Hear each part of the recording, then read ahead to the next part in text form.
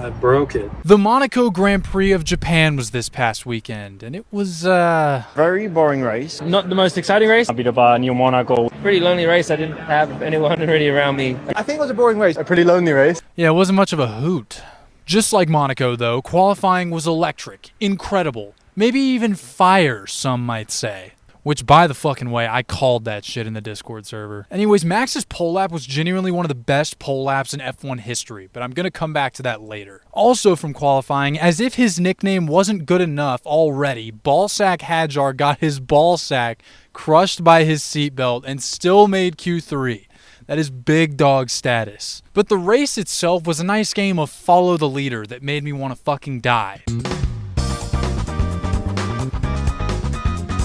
So let's go over all -5 of the highlights. Alex Albon had genuinely one of the biggest crash outs of all time on the radio. These shifts are so bad.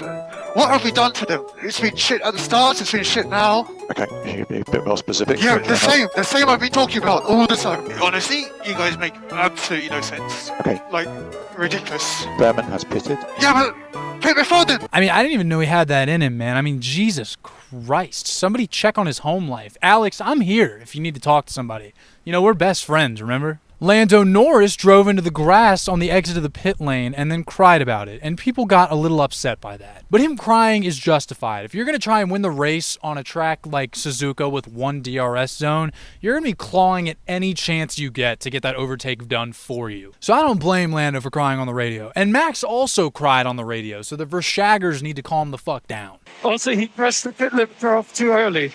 There's no way that was legal. But still, Lando could not catch Verstappen for the life of him, and the birthday boy was not very happy about that. Do I think Oscar would have caught Max? No, I do not. But do I think he would have gotten closer than Lando did? Yes. But he didn't even get the chance. Happy birthday, Oscar Piastri. Your team fucking hates you. But back to the Verstappen pole thing, I propose a question to you, the viewer, the lovely viewer. I could blow you a kiss right now. You see, after qualifying, everybody thought that Max Verstappen had just put the 4th quickest car on pole. But after the race, I'm starting to see that a little differently and doubting that Red Bull is really that slow. You know, of course, I think it's more difficult to drive than most cars on the grid, but is it really that slow? My personal answer is no. Fucking sue me. It looked quick as shit. I mean, do you think Charles or Lewis would have survived out front in the Ferrari? Fuck no. Do you think Kim Jong-Antonelli or Mushroom Gorge would have survived out front in the Mercedes? I mean, maybe, but still personally, I think probably not.